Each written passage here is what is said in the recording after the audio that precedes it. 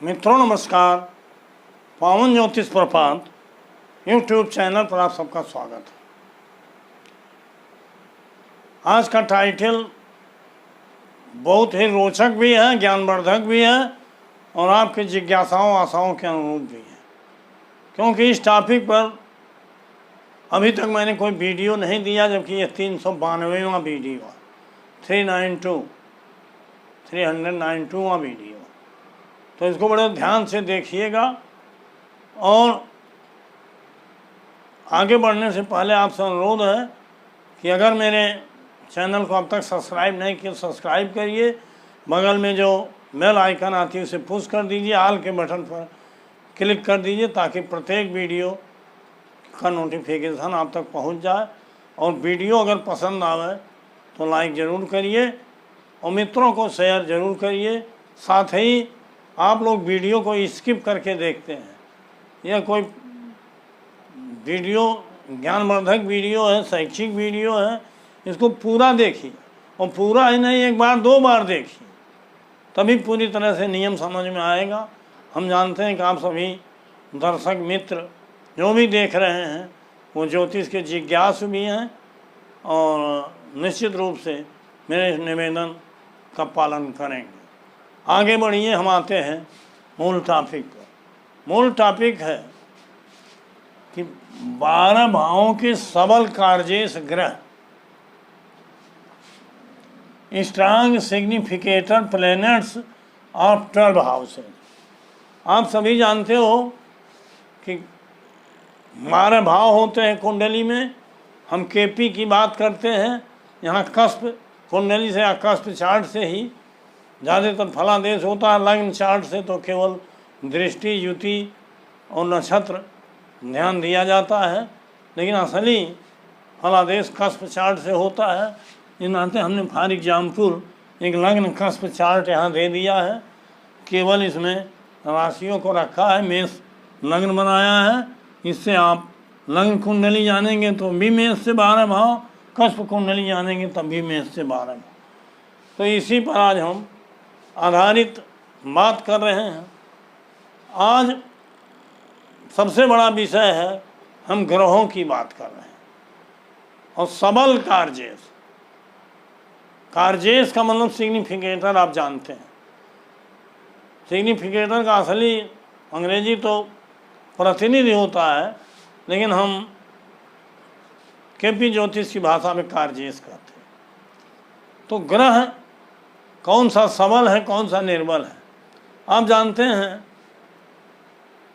ग्रह तो सभी सबल होते हैं, लेकिन हमारे कार्य में कार्जेश की बात कर रहा हूँ, जो हमारे कार्यों को सिद्ध कर दे वो हमारे लिए सबल है, और जो हमारे कार्यों को बिगाड़ दे वो हमारे लिए निर्मल है। नहीं तो अगर वो सबल भावों का सिग्निफिकेटर है तो सबल काम, मैंने जिन भावों का सिग्निफिकेटर है उनका काम सबल ही करता है। इन नाते हम आज ये तय करेंगे कि सबल कार्जेश कौन ग्रह है, कैसे हम देखें। आइए हम सबसे पहले सूर्य पर चलते हैं। एक दो ग्रह देख लेते हैं, आपको टॉपिक समझ में आ जाएगा। इसी आधार पर हर ग्रहों पर इसको आप निकाल सकते हो, कुंडली देख सकते हो। कुंडली को देखना आसान बना। देखिए, बिना ग्रहों के बल अबल को समझे कोई कार्य सिद्ध नहीं होता। जैसे मान लीजिए, एक बात हम बता दे रहे हैं कि हमने वीडियो दिया है कि प्रमुख और सहायक भाव कुंडली में, विरोधी भाव। जैसे नौकरी पर हमने जो वीडियो दिया हुआ बीच में देख लीजिएगा, वो नौकरी पर हमने दिया है प्रमुख भाव 6वां है और 2, 10, 11 उसका सहायक भाव है। नौकरी के लिए प्रमुख भाव 6वां और 2, 10 और 11 ये सहायक भाव है, अर्थात 6, 10, 2, 11 जिस ग्रह में नक्षत्र के माध्यम से आया वो हमारे नौकरी के लिए सबल है। और इसका विरोधी भाव भी आप जान लीजिए, एक तो 8वां और 12वां आप नोट कर लीजिए। कुंडली का 8वां और 12वां यह भाव और 12वां भाव प्रायः सभी कार्यों के लिए विरोधी हो। बस केवल जैसे मान लीजिए जमीन खरीदना हुआ, वाहन खरीदना हुआ, तो वहाँ व्यय पॉजिटिव माना जाता है, वहाँ 12वां थोड़ा पॉजिटिव।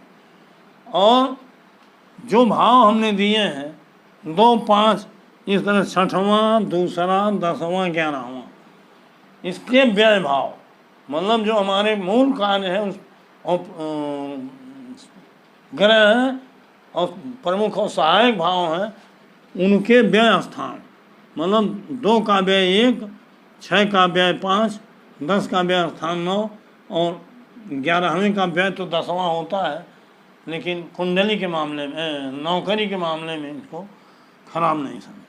अर्थात जो ग्रह 1, 5 और 9, 10वें का व्यय 9, 1, 5, 9 और 8, 12 का कार्य होगा, सबल होगा, वो कुंडली में बाधा पैदा करेगा, रोक देगा। या नौकरी में, या तो अगर नौकरी लगी है तो आपकी अनुपस्थिति बढ़ जाएगी, आप सस्पेंड हो जाओगे, वेतन रुक जाएगी या टर्मिनेट हो। ये स्थितियां पैदा होती हैं ग्रहों की दशा अंतर्दशा में, कालखंड आने में। तो आज हम दूसरा विषय जैसे लेते हैं कि संतान पक्ष। संतान पक्ष में 2, 5, 11 अर्थात 5वां स्थान प्रमुख, 2 और 11 सहायक भाव। तो प्रमुख और सहायक 5, 2, 11 हैं। और जो ग्रह इन भावों को नक्षत्र के माध्यम से दिखाएगा और उसका उप नक्षत्र स्वामी सहयोग करेगा तो उसको संतान सुख मिलेगा। लेकिन इनके भी विरोधी भाव होते हैं। जैसे 5वां भाव है, ये संतान का है, और दूसरा भाव और 11वां भाव ये सहायक भाव 5, 2, 11। लेकिन 8वां और 12वां कुंडली का यह विरोधी भाव हो गया। 5वें का व्यय 4था स्थान, दूसरे का व्यय 1ला स्थान और 11वें का व्यय 10वां स्थान। 10वां स्थान यहाँ नुकसान हानिकारक होगा, लेकिन नौकरी में नहीं। अर्थात 1, 4, 10, 8 और 12 ये भाव संतान के लिए हानिकारक हो। तो इन्हीं 2 चीज़ों पर, नौकरी और संतान पक्ष को आपको देखना है। हम 1-2 ग्रहों को बताएंगे ताकि आप समझ सको कि सबल कार्य इस ग्रह कैसे देखें। अब जैसे मैं, पहला ग्रह है सूर्य, नौकरी हमको देखना है। सूर्य मान लीजिए यहाँ बैठा हुआ है कर्क में। सूर्य कहाँ बैठा है? कर्क में। तो कर्क में बैठा है और उसकी राशि द्वितीय स्थान पर है, मतलब 4था और 5वां भाव उसका खुद के माध्यम से मिल रहा है। लेकिन सूर्य किस नक्षत्र में बैठा है ये महत्व। सूर्य मान लीजिए कर्क में पुष्य नक्षत्र में बैठा है तो शनि का महत्वपूर्ण हो। शनि मान लीजिए बैठा है द्वितीय भाव में, वृष, तो शनि द्वितीय का कार्य हुआ और 10वां और 11वां उसकी राशियां हैं। अर्थात सूर्य जो है स्वयं के द्वारा तो 4 और 5 दे रहा है और इसका नक्षत्र शनि है। ये द्वितीय में है, 10 और 11 में है। 2, 10, 11 स्वयं के द्वारा नक्षत्र। हमने बताया नक्षत्र के माध्यम से सबल फल मिलता। अब आप यहाँ देखिए 2, 10, 11 आया है, अर्थात छठा जो नौकरी का भाव है इसके 2, 10, 11 सहायक भाव इसमें आ गए हैं। इन नाते नौकरी के लिए सूर्य श्रेष्ठ है। अब सूर्य तो सबल है, श्रेष्ठ है, लेकिन उसका उप नक्षत्र स्वामी मान लीजिए ABCD कोई ग्रह ये है और इसमें 6, 10, 11 में से कोई भाव आ गया है। 6, 10, 11 में से कोई भाव, 1, 2 भाव आ गया तो इसका मतलब पुष्टि हो जाती है कि 2, 10, 11, 6 आ गया है, 10, 11 आ, तो नौकरी एकदम मिलना पक्का है, नौकरी सुख है। लेकिन अगर नौकरी के विरोधी भाव यहाँ आए हों तो नौकरी में विघ्न है, बाधा है, छूट सकती है, सस्पेंड हो सकती है, नहीं लग सकती। तो इस तरह से सूर्य का हो गया। अब संतान पक्ष को हम देख लेते हैं। संतान पक्ष के लिए मान लीजिए शुक्र जो है कोई ग्रह है, हम शुक्र में देख लेते हैं। शुक्र शुक्र मान लीजिए